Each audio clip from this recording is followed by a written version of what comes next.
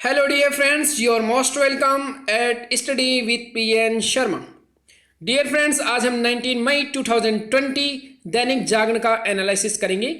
तो आज के दिन दैनिक जागरण में कौन कौन सी न्यूज़ है जो हमारे यूपीएससी एंड स्टेट पीसीएस के पॉइंट ऑफ व्यू से इम्पोर्टेंट है, उन सभी का आज हम डिस्कशन करेंगे। तो डियर फ्रेंड्स, डिस्कशन करने से पहले एक बात देख लेते हैं कि पूरे वर्ल्ड में और इंडिया में कोरोना के केसेस कितने हो गए हैं। तो अगर हम पूरे वर्ल्ड की बात करें तो विश्व में 48 लाख केसेज हो गए हैं, जिसमें अमेरिका में सबसे ज़्यादा 15 लाख। अगर इंडिया की बात करें तो इंडिया ने 1 लाख का आंकड़ा पार कर लिया है। उसमें दिल्ली में लगभग 10,000 केसेज हैं। अगर इंडिया में राज्यों में बात करें तो सबसे ज़्यादा केसेज हैं 35,000 के साथ महाराष्ट्र फर्स्ट नंबर पर है, सेकंड पर है तमिलनाडु 11,000 एंड थर्ड पर गुजरात 11,000 के साथ। तो ये सभी बातें थोड़ा सा आप याद रखना। अब हम स्टार्ट करते हैं हमारे पॉइंट ऑफ व्यू से कौन कौन सी इंपॉर्टेंट न्यूज़ है। तो डायरेक्टली यहाँ पर हमको सभी को पता है कि राज्यों को मानक कम करने की इजाज़त नहीं, केंद्र सरकार ने ऐसे बोला है। तो कौन कौन सी न्यूज़ मीन्स कौन कौन सी छूट दी जाएगी, तो ये सिंपल है। ये हमारे एग्जाम के पॉइंट ऑफ व्यू इतनी इंपॉर्टेंट नहीं है। हमारे लिए जो इंपॉर्टेंट है वो है फर्स्ट WHO जुखा अपनी भूमिका की जांच कराने के लिए हुआ तैयार। यहाँ पर क्या था कि जब कोरोना वायरस कोविड-19 को लेकर जितना भी बातें हो रही थी कि चाइना ने इसके लिए डाटा छुपाया है, चाइना ने जितने केसेस थे, कितने लोग मरे, उसके डाटा को छुपाया है और पूरे वर्ल्ड को गुमराह किया कि इससे ज़्यादा लोग नहीं मर रहे हैं। उसी कारण जो वर्ल्ड है, जो और देश है, उन्होंने उस टाइप के मेथड्स नहीं अपनाए जो उसको रोकने के लिए ज़रूरी थे। इसी कारण अमेरिका जैसे देश चपेट में आ गए। और क्या हुआ था, आप देखिए कि चाइना में फर्स्ट केस जो ऑब्जर्व हुआ वो 1 दिसंबर 2019 को, और उसके बाद से जब तक चाइना ने जनवरी में जाकर 1 दिसंबर के बाद जनवरी में जाकर वुहान जो जिला उसका प्रांत था, वहाँ पर वुहान में उसने लॉकडाउन स्टार्ट किया। 1 दिसंबर से लेकर जनवरी में जब तक उसने लॉकडाउन स्टार्ट किया था, तब तक लगभग 3.5 लाख लोग अमेरिका और चाइना के बीच में आवागमन कर चुके थे। तो इससे अगर पहले से इसके बारे में अच्छे से पता होता, अगर डाटा वगैरह नहीं छुपाता, तो अमेरिका भी थोड़ा सावधान हो जाता। इसीलिए कई बार डब्ल्यूएचओ के ऊपर अमेरिका ने उंगली उठाई है कि WHO इस बीमारी को रोकने में अक्षम हुआ है, साथ में सक्षम नहीं था, साथ में उसने चाइना का पूरा साथ दिया है, चाइना की तरफ से हमेशा बातें की है, डाटा को उसको पब्लिक में लाने से उतना प्रेशर क्रिएट नहीं किया चाइना के ऊपर कि सही स्टेप ले सके। इसीलिए अब क्या है, WHO ने ये कहा है कि मेरी भूमिका अगर इसमें थोड़ी भी गड़बड़ है तो उसकी जांच की जाएगी, और ये बड़ा एक अच्छा स्टेप है। सेकंड जो हमारे लिए इंपॉर्टेंट न्यूज़ है, भारत ने समुद्री चक्रवाती तूफान एम्फन से भारी तबाही की आशंका जताई। अब ये बंगाल की खाड़ी में तूफान आएगा, ये आ रहा है बंगाल की खाड़ी से होते हुए, ये बंगाल एंड उड़ीसा इनके तटीय क्षेत्रों से टकराएगा। तो यहाँ पर इसकी जो स्पीड है वो बहुत ज़्यादा होने के कारण लगभग 195 किलोमीटर प्रति घंटे की रफ्तार से, उसी कारण इंडिया में जान माल की हानि होने की पूरी संभावना बनी हुई है। NDRF हमेशा याद रखना, नेशनल डिजास्टर रेस्पॉन्स फंड, केंद्रीय आपदा अनुक्रिया बल, ये गृह मंत्रालय के अंतर्गत काम करती है, और जब भी कहीं पर कोई आपदा आती है तो ये पहुंच जाती है। अब ये टॉपिक इसलिए इंपॉर्टेंट है क्योंकि डिजास्टर मैनेजमेंट हमारे लिए बहुत इंपॉर्टेंट है। पहले हुदूद आया था, उसके बाद अब ये एम्फन आ रहा है, तितली कभी आता है, तो ये कई तरह के तबाही मचाकर जाते हैं। लेकिन इंडिया में अब सैटेलाइट सिस्टम, तो साइंस एंड टेक्नोलॉजी का क्या इंपॉर्टेंस है यहाँ पर हमको पता है कि जो रिमोट सेंसिंग है या फिर जितने भी सैटेलाइट सिस्टम है, नेविगेशन सैटेलाइट है, उनके द्वारा हम पहले से मॉनिटरिंग कर पाते हैं कि हमारे देश में कौन सी आपदा आएगी। तो इसीलिए साइंस टेक क्यों इंपॉर्टेंट है यूपीएससी के लिए, अंतरिक्ष वाला पार्ट, क्योंकि अंतरिक्ष में हम जितने भी मौसम उपग्रह छोड़ते हैं उनके द्वारा हमें पता लगता है कि कौन सा चक्रवात कब आएगा। 2-3-4 दिन पहले से हम मॉनिटरिंग कर लेते हैं, 3-4 दिन पहले से हम वार्निंग दे देते हैं लोगों को, ताकि वो सुविधाजनक अपनी सही जगह सुरक्षित स्थानों पर पहुंच जाए। इसीलिए आप देखे होंगे कि अब जो पहले की बजाय जो तूफान आते हैं उनसे अब जो जान माल की हानि होती है वो कम होती है। इसलिए इंपॉर्टेंस है किसका, डिजास्टर मैनेजमेंट का। यहां पर 2 बातें याद रखना, एक ह्योगो फ्रेमवर्क और एक सेंडाई फ्रेमवर्क। ये दोनों सिटी कहाँ है? जापान में। ह्योगो फ्रेमवर्क 2000 से लेकर 2015 के बीच में इसको स्टार्ट किया गया था। 2015 के बीच में 10 साल के लिए इसमें कुछ नियम कायदे थे ह्योगो फ्रेमवर्क में कि कैसे कैसे हम डिजास्टर मैनेजमेंट को देखेंगे। सेंडाई फ्रेमवर्क 2015 से स्टार्ट हुई है, 2030 तक 15 साल के लिए सेंडाई फ्रेमवर्क लागू है।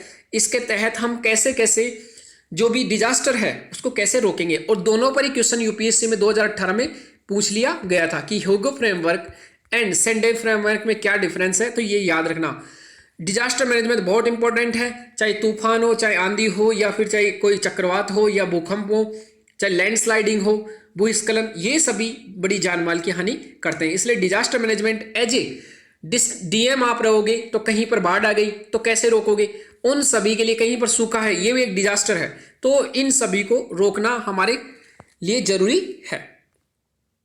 आगे हम यहां पर पेज नंबर फर्स्ट पर हमने WHO देखा है, उसके बाद एम्फ1, ये दोनों हमारे लिए इंपॉर्टेंट है, इन दोनों के बारे में आप याद रखोगे। तो both news are important for our UPSC point of view and state PCS point of view. अब हम चलते हैं पेज नंबर सेकंड पर। Page number second Delhi capital से संबंधित है, तो हमारे लिए इंपॉर्टेंट न्यूज नहीं रहती यहाँ पर, तो हमारे लिए इंपॉर्टेंट नहीं है। आगे पेज नंबर थर्ड राजनीति से संबंधित है। यहाँ पर राजनीति से संबंधित ऐसी कोई न्यूज नहीं है जो हमारे उपयोग कर सके, हम यूटिलाइज कर सके, तो यहाँ इसको हम छोड़ रहे हैं। ये आरोप प्रत्यारोप चल रहे हैं तो हमको नहीं देखना, जो जो बातें यहाँ लिखी हुई है वो आगे के पेजेस में आ जाएंगी। पेज नंबर 4, कोरोना को हराना है, हमने कई बार देख लिया, ये हमारे लिए इंपॉर्टेंट नहीं रहा है, एक बार आप पढ़कर ऐसे ही छोड़ सकते हो सिर्फ देखकर। यूपीएससी के point of view page number 5 पर भी कोई न्यूज नहीं है, पेज नंबर 6 पर भी कोई न्यूज नहीं है। एंड अब चलेंगे direct page number 7। Page number 7 पे हमारे लिए जो इंपॉर्टेंट है वो आप अभी हमने एम्फन बंगाल की खाड़ी वाला हमने देख लिया है। इतना सा याद रखना कि होता क्या है। यहां पर इंडिया का मैप है, अगर हम बात करें इस टाइप से तो यहां पर इंडिया थोड़ा सा गड़बड़ बन गया है। यहां पर इस साइड में क्या था, बंगाल की खाड़ी, यहां पर बंगाल की खाड़ी, यहां बंगाल, पश्चिमी बंगाल एंड उड़ीसा यहां पर। तो बंगाल की खाड़ी में यहां क्या होता है कि अभी प्रेजेंट टाइम में जब समुद्र का एरिया है वहां पर पानी बहुत तेजी से गर्म होता है। पानी जब तेजी से गर्म होता है, जब जिस एरिया में गर्मी होती है बहुत ज्यादा गर्म, वहां पर वायु दाब क्या हो जाता है, कम हो जाता है। मीन्स वायु हल्की होकर क्या चली जाती है, ऊपर चली जाती है, इसलिए वायु दाब वहां क्या कम हो गया। किसी दूसरी जगह हिंद महासागर में, अगर मान लीजिए हिंद महासागर में या प्रशांत महासागर के किसी पार्ट में वहां पर थोड़ा सर्द है मौसम, ठंडी हवाएं हैं, तो वो ठंडी हवाएं क्या होती है, भारी होती है और जमीन की तरफ लौटती है, और वहां पर वायु दाब जो होता है बहुत ज्यादा होता है। अब एक तरफ जब बंगाल की खाड़ी में यहाँ वायु दाब कम हो गया, एक तरफ वायु दाब ज्यादा हो गया, तो जो वायु है उसका संचरण हमेशा अधिक वायु दाब से कम वायु दाब की तरफ होता है, तो इस टाइप से होगा।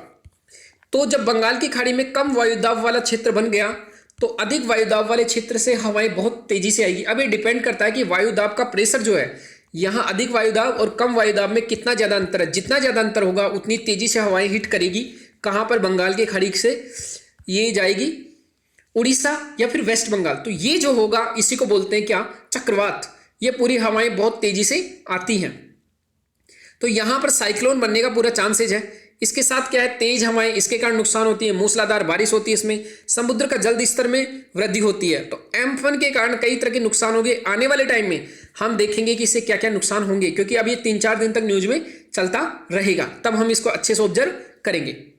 हमारे लिए जो इंपॉर्टेंट है, नेपाल के नक्शे में लिपू लेक और कारापानी को अपना बताया, ये बहुत इंपॉर्टेंट है। यहां से हमने पहले भी डिस्कशन किया था कि यहां पर हमारा उत्तराखंड है, उससे लगता हुआ यहाँ नेपाल और यहां पर चाइना, तो ये तीनों की बाउंड्री पर यहां पर ये जो एरिया है वो क्या है, काला पानी। नेपाल बोलता है कि ये जो बॉर्डर का हमारा जो वेस्टर्न पार्ट है, मीन्स हमारा पश्चिमी जो इलाका है, पश्चिमी बॉर्डर का पार्ट है क्या, लिपू लेक, ये जो काला पानी है, लिपू लेक दर्रा यहां पर है, जो इंडिया एंड नेपाल और चाइना। तो इस लिपू लेक दर्रे के द्वारा हम कैलाश मानसरोवर चाइना में यात्रा करते हैं, तिब्बत के पठार के वहां पर। तो यहां पर ये है हमारा उत्तराखंड।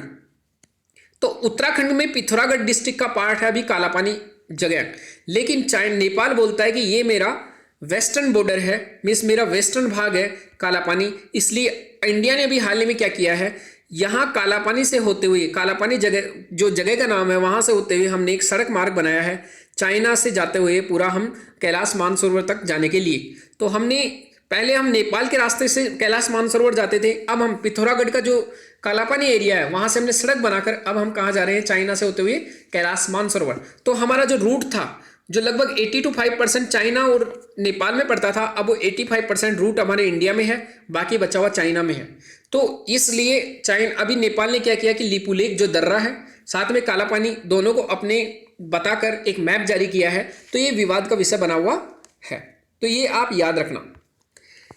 अब है हमारे लिए 8 अविश्वसनीय चीन, इसके बारे में थोड़ा सा पढ़ लेना। चीन ने डाटा छुपाया, हमने पहले भी देखा था, WHO इसीलिए प्रॉब्लम में आया है, उसके बारे में हम देखेंगे। यहां पर जो हमारे लिए इंपॉर्टेंट है कि बाजार भी चाहिए छोटे उद्योग को।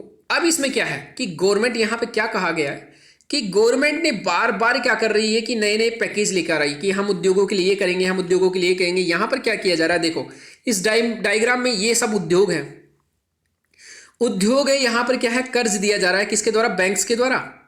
तो बैंक्स के द्वारा कर्ज दिया जा रहा है, इस कर्ज का क्या किया जाएगा। अब यहां पर यह पूछा जा रहा है कि कर्ज का हम क्या करेंगे। यहां पर एक गाड़ी खड़ी है, कर्ज तो लिया जा रहा है, लेकिन उसको ले जाएं कहां पर। अगर ये कर्ज लेंगे, अगर सही से काम हो तब तो क्या होगा, पैसा आएगा, बट इस कर्ज को कहां उपयोग करें।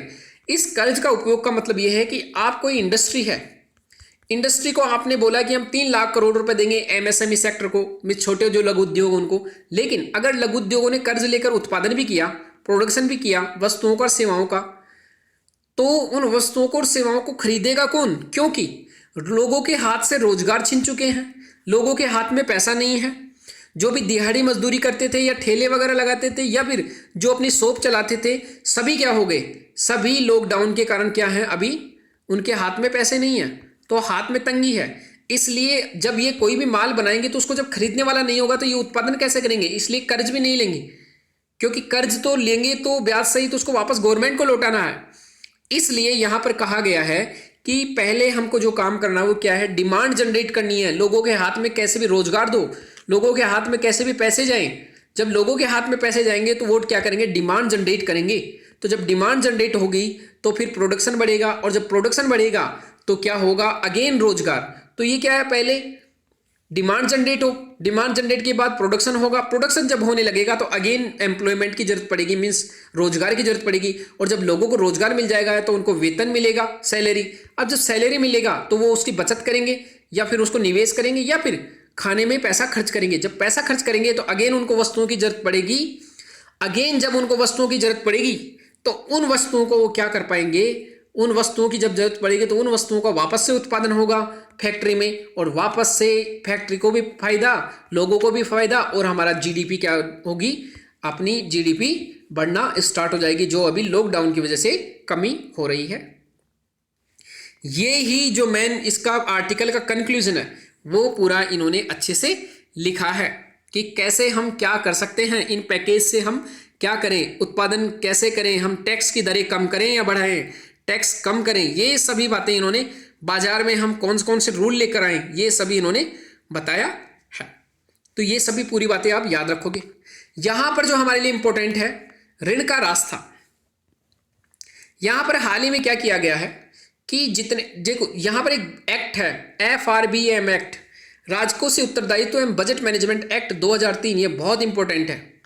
इसमें क्या कहा गया है कि कोई भी राज्य जब उसका खर्चा ज़्यादा हो जाए, खर्चे से ज़्यादा, उसकी आय से ज़्यादा उसका खर्चा हो जाए, तो खर्चा जब ज़्यादा होगा तो केवल, अगर उसकी 100 रुपये की आय है तो 100 रुपये मीन्स 100%, तो 100 रुपये की जो आय है उस पर केवल 3 रुपये एक्स्ट्रा पैसा ले सकता है उधार, मीन्स 3%।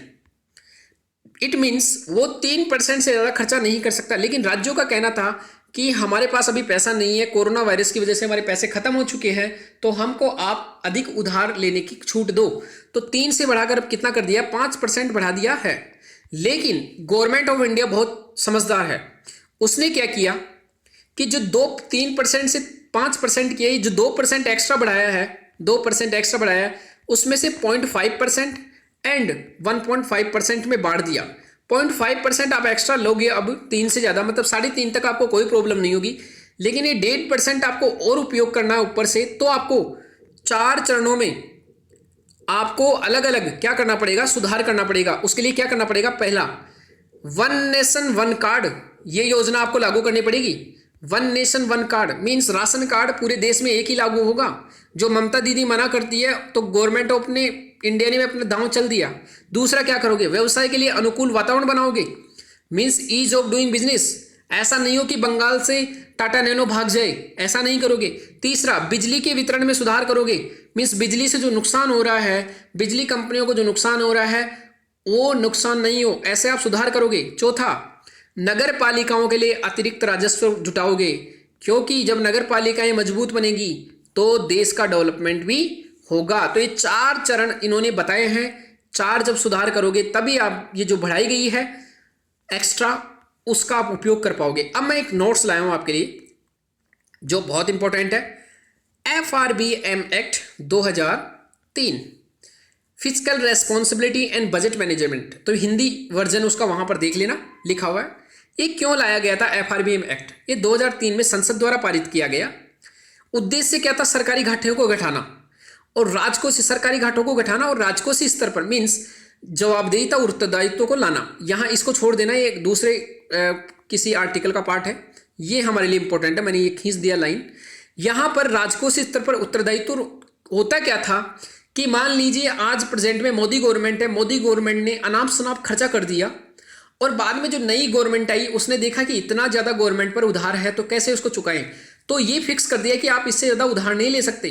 अगर सोचो कि फादर ने इतने ज़्यादा उधार ले लिया कि जो बेटा है उसको पता लगे कि फादर ने कम से कम 10 लाख रुपए उधार ले रखे हैं, तो उसको चुकाना उसकी जिम्मेदारी है, तो कैसे टेंशन में आएगा सोचो।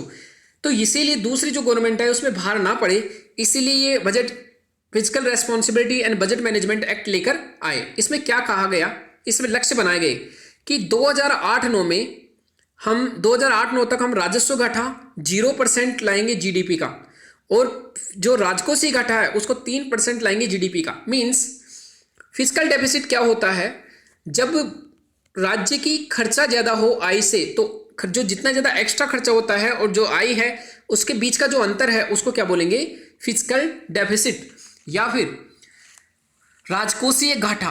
राजस्व घाटा क्या होता है, राजस्व आय और राजस्व खर्चा। राजस्व आय क्या होती है, ऐसी आय राज्य की जिसमें उसे किसी टाइप का उधार नहीं लेना पड़े, ना ही उसको अपनी संपत्तियां बेचना पड़े, ऐसा जो प्राप्तियां होती है उसे बोलते हैं राजस्व प्राप्तियां।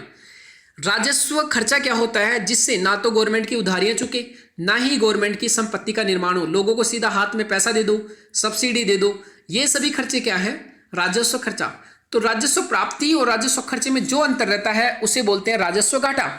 और इसको 0% लाने की बात थी कब, 2008 से लेकर 2009 के बीच में। लेकिन हमने जो टारगेट किया था ये 2008-9 के बीच में अमेरिकन क्राइसिस आ गई, मीन्स अमेरिका में आर्थिक मंदी आ गई और हमको उस समय भी स्टिमुलस पैकेज लागू करना पड़ा। जैसे अभी आर्थिक उत्प्रेरक जो पैकेज लेकर आया गवर्नमेंट ने 20 लाख करोड़ का, उस समय भी ऐसे पैकेज की जरूरत हुई। इसीलिए जो हमने टारगेट बनाए थे दोनों वो पूरे नहीं हो पाए, लक्ष्य की प्राप्ति नहीं हो पाई। इसीलिए अगेन एक FRBM रिव्यू कमेटी बनी जिसको ये कहना था कि अब क्या सुधार किए जाए इसमें। तो 2016 में NK सिंह साहब की अध्यक्षता में एक रिव्यू कमेटी बनी, इसने रिपोर्ट 2007 में दी। इस NK सिंह साहब जो हैं वो 15वें जो वित्त आयोग बना है उसके भी अध्यक्ष हैं, तो ये भी आप ध्यान रखना। इन्होंने क्या क्या अपनी रिकमेंडेशन दी, सिफारिशें, कि 2019-20 तक हमारा जो राजकोषीय घाटा है उसको जीडीपी के 3% पर लेके आएंगे। 2022-23 तक हम फिजिकल डेफिसिट को 2.5% ले आएंगे और 2022-23 तक हम जो राजस्व घाटा है, रेवेन्यू डेफिसिट, राजस्व घाटा, उसको 0.8% जीडीपी का लेकर आएंगे। राजकोषीय घाटा 0.3% जीडीपी का मतलब क्या है कि अगर हम जीडीपी हमारी 100 रुपए की है तो उस पर 103 रुपए हमारा उधार हो सकता है, मीन्स 3 रुपए एक्स्ट्रा।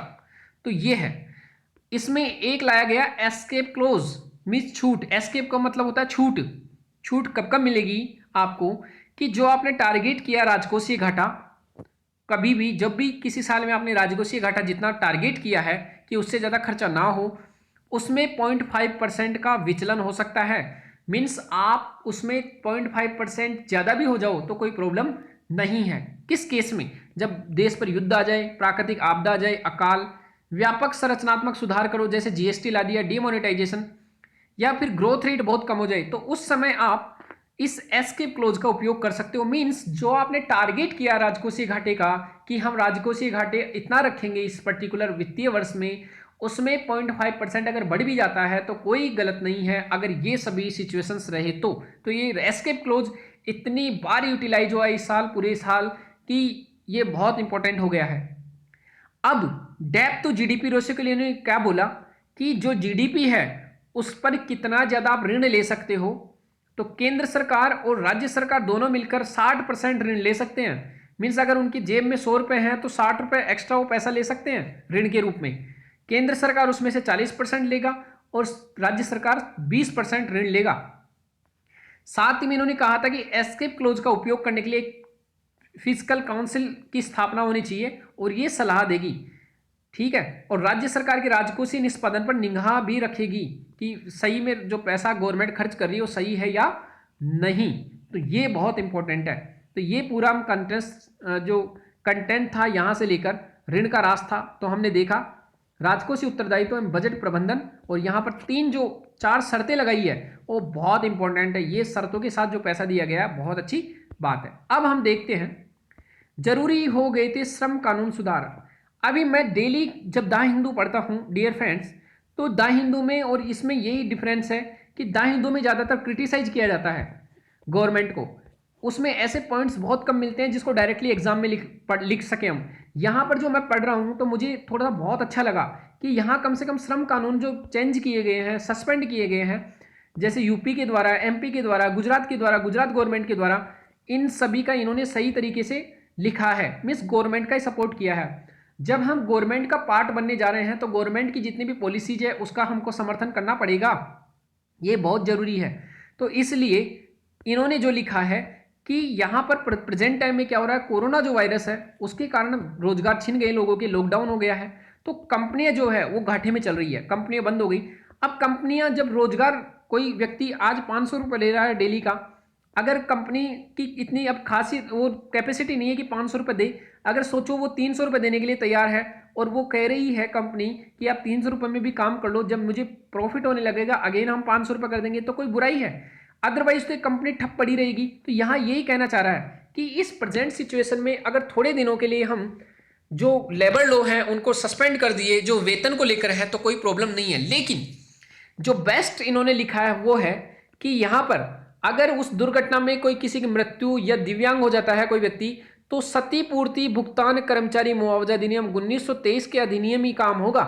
मीन्स यहाँ जो मेन लॉ है उनको हम नहीं हटा रहे हैं। बाद में बच्चा और महिलाओं के रोजगार से संबंधित श्रम कानून में प्रावधान है वो पहले की तरह लागू होंगे। मीन्स श्रम बंधुआ श्रम प्रणाली उल्मुनल अधिनियम 1976 के तहत ही पूरे काम होंगे। मीन्स बंधुआ मजदूरी क्या होती है, जहां पर आप किसी को बंधुआ बना लेते हो, मीन्स पर्टिकुलर बोल देते हो कि 6 महीने तक आपको मेरे यहाँ काम करना ही पड़ेगा, तो उसको बोलते हैं बाउंडेड लेबर। मीन्स वो पहले छोड़कर नहीं जा सकता।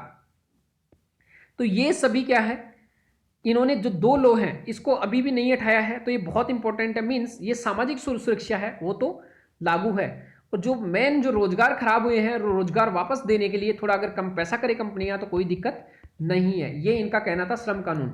जबकि द हिंदू में केवल और केवल क्रिटिसिज्म रहता है, आपके आइडियाज हमेशा नेगेटिव बनते रहते हैं, तो कई बार ये बड़ी प्रॉब्लम रहती है द हिंदू के साथ। यहाँ पर दैनिक जागरण थोड़ा सा इस मामले में ठीक है, क्रिटिसाइज करता है बट ठीक ठाक उसका जो पॉजिटिव है वो भी रखता है। तो यहाँ पर एमएसएमई का ध्यान रखना, एमएसएमई के लिए हमने लोन दिया है, एमएसएमई के लिए हमने क्या क्या लोन दिया है, कितने लोगों को रोजगार ज्यादातर देती है, तो कैसे, डिमांड सप्लाई, ये सभी आप याद रखना। महानरेगा का भी इसमें याद रखना। साथ में यहां पर आप क्या याद रखोगे कि श्रम कानूनों के तहत जो श्रमिक हैं उनका हमारे संविधान में लिख सकते हो कि आर्टिकल 23, आर्टिकल 24। यहां पर बाल श्रम, जो बाल श्रम है ये फंडामेंटल राइट्स हैं। फंडामेंटल राइट्स आपको पता हो तो 12 से लेकर 35 आर्टिकल के बीच में इनकी बात की गई है। तो 12 से 35 के बीच में हमारे फंडामेंटल राइट्स के बारे में बातें की गई है।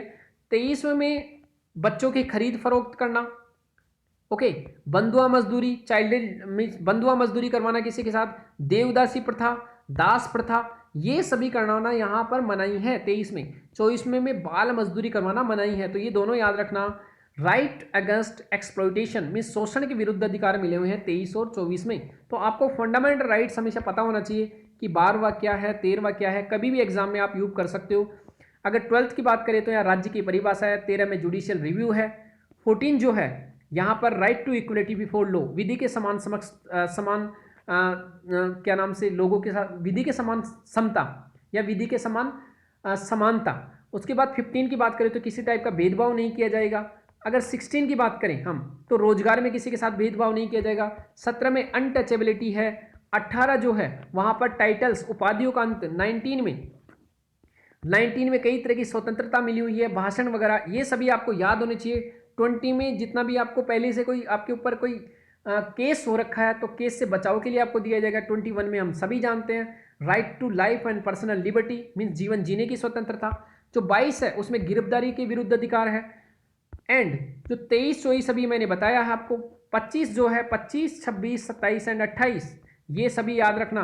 25 में धर्म को मानना, 26 में धर्म का प्रबंधन, 27 में टैक्स नहीं देना है धर्म के आधार पर, और 28 में धर्म का मैनेजमेंट करने का मीन्स धर्म के आधार पर शिक्षा आप नहीं दे सकते। 29 में एंड 30 यहाँ पर ये अल्पसंख्यकों के लिए है। अल्पसंख्यकों की संस्कृति का सम्मान, उनके धर्म उनकी लिपि उसका संरक्षण। 23 में अल्पसंख्यक अपने शिक्षण संस्थान खोल सकते हैं। 31 जो था 31 उसको समाप्त कर दिया गया। 44 ये संपत्ति के लिए था 44वें संविधान संशोधन द्वारा। 32 में कई तरह की रिटें जारी की जाती है सुप्रीम कोर्ट के द्वारा, जो संवैधानिक उपचारों का अधिकार है। 33 की अगर बात करें तो जितने भी हमारे इंटेलिजेंस सर्विस है, पुलिस है, इन सभी के लिए लॉ बना सकती है गवर्नमेंट, और उसको फंडामेंटल राइट्स के दायरे से बाहर कर सकती है, और उसको किसी कोर्ट में चुनौती भी नहीं दे सकते। तो यहाँ प्रबंधन है मीन्स यहाँ प्रतिबंध है। 34वें की अगर बात करें हम तो यहाँ पर कहीं पर अगर मार्शल लॉ लागू है, सैनिक शासन लागू है, तो वहाँ पर अलग से यहाँ जितने भी फंडामेंटल राइट्स है वो नहीं मिलेंगे, उनको स्थगन किया जा सकता है। 35 जो है यहाँ पर संसद ही केवल लॉ बनाएगा फंडामेंटल राइट्स से संबंधित। तो ये सभी फंडामेंटल राइट्स आप याद रखना, उनका कहीं पर भी आप उपयोग कर सकते हो। Very very important. यहां पर जो है नए सिरे से तय हो अर्थनीति की मर्यादाएं, ये फिलोसॉफिकल टॉपिक है, आप इसको पढ़कर छोड़ सकते हो कि कैसे कैसे क्या क्या होना चाहिए। फिलोसॉफिकल पूरी बातें की गई है। जो हमारे लिए इंपॉर्टेंट है वो है यहाँ पर आत्मनिर्भर भारत की राह पर। यहां पर जो मेन इंपॉर्टेंट है, एक यहां कहा गया है इंडिया ने क्या किया था, समाजवादी मॉडल अपनाया। समाजवादी में क्या होता है डियर फ्रेंड्स कि जितने भी, वैसे इंडिया में लोकतांत्रिक समाजवाद है, साम्यवादी समाजवाद नहीं। दो तरह का समाजवाद होता है। समाजवाद दो प्रकार का होता है। एक होता है साम्यवाद समाजवाद जो चाइना और रसिया में है, और एक है लोकतंत्र समाजवाद, लोकतांत्रिक समाजवाद। जो साम्यवाद समाजवाद है उसमें क्या होता है, जितने भी देश के जितने भी संपत्तियां रहती है उन पर राज्य का अधिकार रहता है, और राज्य ही फिक्स करता है मीन्स देश ही फिक्स करता है, राज्य ही फिक्स करता है कि क्या किस चीज का उत्पादन होगा, कितना उत्पादन होगा और किसके लिए उत्पादन होगा। जबकि लोकतांत्रिक समाजवाद में क्या होता है, यहां पर प्राइवेट और पब्लिक दोनों का आपस में मिलकर क्या होता है, काम होता है, दोनों आपस में मिलकर उत्पादन करते हैं। जो पब्लिक सेक्टर रहती है में सार्वजनिक, वो लोगों को ऐसी वस्तुएं देने का काम करती है जो उनके लिए जीवन के लिए जरूरी हो, जैसे प्रधानमंत्री आवास योजना, उसके बाद पीडीएस सार्वजनिक वितरण प्रणाली, उसके बाद प्रधानमंत्री गरीब कल्याण योजना, प्रधानमंत्री उज्ज्वला योजना, जितने भी गरीबों के लिए छात्रवृत्ति की योजनाएं, ये क्या है पब्लिक। प्राइवेट की अगर बात करें तो इन्फोसिस, जियो, ये सभी किस लिए, प्रॉफिट के लिए काम कर रहे हैं, साथ में लोगों के लिए भी काम। जो राज्य करता है वो लोगों के कल्याण के लिए काम करता है। अब जब दोनों मिलकर काम करते हैं तो यह है लोकतांत्रिक समाजवाद, या इसे बोलते हैं मिश्रित अर्थव्यवस्था। तो यहां पर याद रखना कि हमने क्या किया है, ज्यादा समाजवादी मॉडल को अपनाया है, उसके कारण भी प्रॉब्लम हो रही है। ओके, और दूसरा है याराना पूंजीवाद। याराना पूंजीवाद क्या होता है, हम पूंजीवादी जो ग्रुप है उसको बढ़ावा दे रहे हैं, उन्हीं के अनुसार हम पॉलिसी अगर बनाते हैं तो उसे बोलते हैं क्रोनी कैपिटलिज्म, या फिर उसको याराना पूंजीवाद। मीन्स जो भी पॉलिसी बनेगी पूंजीवादी जो अर्थव्यवस्था है मीन्स प्राइवेट सेक्टर उसको लाभ के लिए बनाए, तो ये बड़ी प्रॉब्लम है। लेकिन ऐसा तो हमको देखने को नहीं मिलता। हमारे यहाँ लोकतंत्र समाजवाद है तो ऐसी प्रॉब्लम नहीं है, थोड़ा सा इन्होंने एक्सट्रीम व्यूज रखे हैं, लेकिन हम जब आंसर में लिखेंगे तो हम आंसर क्या लिखेंगे, संतुलित आंसर। अब चलते हैं हम पेज नंबर 10 पर। पेज नंबर 10 हमारे लिए इंपॉर्टेंट है, वहां पर इसके लिए यहां इंपॉर्टेंट है, आत्मनिर्भर भारत बनाने के लिए इंफ्रास्ट्रक्चर पर होंगे 111 लाख करोड़ रुपए। इंफ्रास्ट्रक्चर क्या, रोड बनाना, सड़कें, रोड, एयरपोर्ट, पोर्ट, सी पोर्ट, ये सभी बनाना, नए नए मेट्रो लाइन बनाना, नई रेलवे लाइन बिछाना, ये सभी क्या है, इंफ्रास्ट्रक्चर का पार्ट है। तो याद रखना यहां पर हमारा इंफ्रास्ट्रक्चर जो है उतनी अच्छी नहीं है। हाल ही में जो नेशनल इंफ्रास्ट्रक्चर पाइपलाइन रिपोर्ट जो थी उसके अनुसार विश्व के इंफ्रास्ट्रक्चर क्वालिटी में हमारा 140 देशों में 70वें पायदान पर हैं हम। तो ये थोड़ा सा याद रखना कि हमारा जो इंफ्रास्ट्रक्चर की क्वालिटी है उसको हमको सुधारने की जरूरत है। इस एक रैंक के आधार पर आप बता दोगे कि उसमें ऐसा कहा गया है, आप खुद मत बोलो कि ऐसा कहा गया है या मैं बोल रहा हूं कि हमारे यहाँ इंफ्रास्ट्रक्चर की क्वालिटी अच्छी नहीं है। आप बोलोगे तो दिक्कत होगा, लेकिन जब आप किसी रिपोर्ट के आधार पर बोलोगे, किसी कमेटी की रिपोर्ट के आधार पर बोलोगे, या सुप्रीम कोर्ट के कोई जजमेंट के आधार पर बोलोगे, या किसी बड़े व्यक्ति ने बोला है, तो आपकी जो आंसर की क्वालिटी है वो अपने आप मानने ज़्यादा होगी। तो इसलिए थोड़ा सा याद रखना यहाँ पर किस सेक्टर को कितना पैसा मिला, दैट्स नॉट इंपॉर्टेंट। हमको सिर्फ इतना सा याद रखना है कि कौन कौन से सेक्टर में, इंफ्रास्ट्रक्चर के सेक्टर में कहाँ कहाँ काम होता है। जैसे ऊर्जा क्षेत्र है, उसके बाद बिजली, ये सभी, परमाणु ऊर्जा, रेलवे, पोर्ट, एयरपोर्ट, शहरी इंफ्रास्ट्रक्चर, डिजिटल कम्युनिकेशन, सिंचाई सुविधा, ग्रामीण इंफ्रास्ट्रक्चर में पानी और सिंचाई, agro and food, social infrastructure जैसे शिक्षा, उच्च शिक्षा के लिए स्कूल, स्वास्थ्य, परिवार कल्याण, खेलकूद, पर्यावरण, पर्यटन, इंडस्ट्रियल, ये सभी क्या इंफ्रास्ट्रक्चर का पार्ट है इतना। तो ये सभी आप याद रखना कि इंफ्रास्ट्रक्चर में क्या क्या आता है, ये बहुत इंपॉर्टेंट है। कभी भी आप एक पॉइंट लिख सकते हो कि इन चीज़ों का इंफ्रास्ट्रक्चर को सही किया जाना चाहिए। यहां पर पेज पे आगे जो 11 नंबर का पेज है वहां पर हमारे लिए इंपॉर्टेंट है ये वाली न्यूज, अफगानिस्तान देश के विकास और पुनर्निर्माण के लिए भारत का बड़ा मददगार होगा। मीन्स भारत बहुत इंपॉर्टेंट है अफगानिस्तान के लिए और अफगानिस्तान के लिए, और अफगानिस्तान भारत के लिए बहुत इंपॉर्टेंट है। क्योंकि अगर हम ऊपर देखें यहां पर है चाइना, सॉरी यहां पर है पाकिस्तान, और यहां पर हमारा जो कश्मीर का इलाका है, पाकिस्तान क्या करता है, यहां पर जो अफगानिस्तान है वहां पर तालिबान का साथ देता है पाकिस्तान। तालिबान एक आतंकवादी ग्रुप है, जबकि इंडिया उसका हमेशा विरोध करता है अफगानिस्तान में तालिबान का। तालिबान क्या करता है, पाकिस्तानी जो टेररिस्ट है उनको क्या करता है, प्रशिक्षण देता है और उनको कश्मीर में आतंकवाद को प्रोत्साहित करने, अलगाववाद की नीति को बढ़ावा देने के लिए काम करता है। इसलिए अगर पाकिस्तान में स्थायी सरकार आती है, कोई भी सरकार हो, और अगर अफगानिस्तान में स्थायी सरकार आती है और अगर अफगानिस्तान में विकास होता है, तो जो आतंकवादी गतिविधियां उनको क्या होगी, कमी होगी। जब आतंकवादी गतिविधियां कमी होगी तो जो पाकिस्तान की जो पॉलिसी है भारत को अनस्टेबलाइज करना, वो क्या होगी, कम होगी। इसलिए अफगानिस्तान का हमारे लिए बहुत इंपॉर्टेंट रोल है। इसलिए इंडिया ने वहां की आर्मी को ट्रेनिंग देती है, वहां एजुकेशन बढ़ावा देती है, वहां के बहुत सारे स्टूडेंट आके इंडिया में पढ़ते हैं, वहां पर रोड बना रही है इंडिया की गवर्नमेंट, वहां पर पार्लियामेंट बना के दिया है गवर्नमेंट ऑफ इंडिया ने, वहां पर एक सलमा डैम बनाया है जिसके द्वारा सिंचाई होगी इंडिया के द्वारा कई तरह के इंफ्रास्ट्रक्चर प्रोजेक्ट्स पे काम किया जा रहा है। कहां पर, अफगानिस्तान में। लेकिन अभी प्रॉब्लम क्या आई थी कि जो अफगानिस्तान में पीस प्रोसेस चल रही है तालिबान और यूएसए के बीच में, कि यूएसए चाहता है कि अब अफगानिस्तान से वो अपनी सेना वापस ले जाए और तालिबान को भी सत्ता में भागीदारी दे। ऐसी पीस प्रोसेस चल रही है, लेकिन उसमें 1+2+6 देश शामिल है। 6 देशों में वो देश जो बाउंड्री साझा करते हैं अफगानिस्तान के साथ, उसमें इंडिया को इंक्लूड नहीं किया गया है। उसमें जितने भी जो देश हैं, जैसे चाइना है, चाइना के साथ जो आपका चाइना, पाकिस्तान, ईरान, ये सभी देश, उसके बाद तजाकिस्तान, तुर्कमेनिस्तान, ये जो देश हैं उन्हीं को शामिल किया जा रहा है। बाकी जो इंडिया है वो भी बाउंड्री शामिल करता है, बाउंड्री शेयर करता है, लेकिन इंडिया को नहीं शामिल किया जा रहा पीस प्रोसेस में। यहाँ पर 2 क्या है, यूएसए एंड रसिया, और जो फर्स्ट है वो है खुद अफगानिस्तान।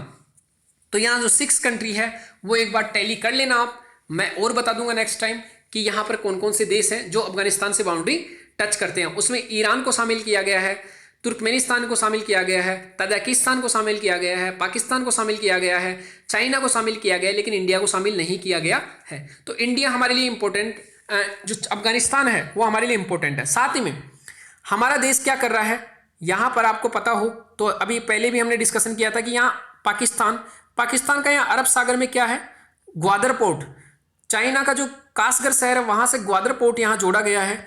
हमने क्या किया है यहाँ पर, अफगानिस्तान और यहाँ ईरान में हमने क्या किया है, हमने भी चाहबार पोर्ट बनाया है। तो हमने भी चाहबार पोर्ट बनाया है। इस चाहबार पोर्ट के द्वारा हम क्या करेंगे, यहाँ से मुंबई से होते हुए चाहबार पोर्ट जाएंगे और वहाँ से होते हुए हम काबुल पहुँच जाएंगे। तो ये हमने भी एक प्रोजेक्ट डेवलप किया है।